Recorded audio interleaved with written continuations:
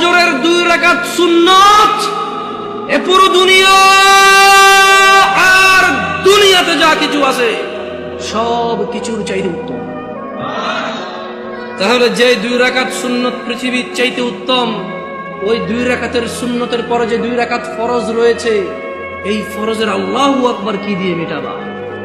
এই ফরজের সামি আল্লাহু লিমান হামিদা কি দিয়ে মেটাবা?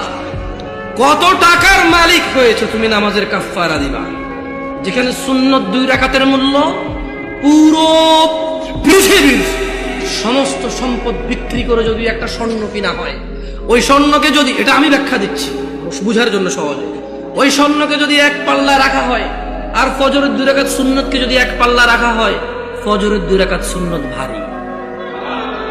ওই সুন্নত এত ভারী হলে ওই ফজরের নামাজের ফরজ যেটা তুমি ঘুমের মধ্যে কাটিয়ে দাও, ওই 2 রাকাত ফরজের আল্লাহু আকবার, সামি আল্লাহু লিমান হামিদা, আত্তাহিয়াতু সুবহান রাব্বিয়াল আযীম, সুবহান রাব্বিয়াল আলা কি দিয়ে কিনবা তুমি?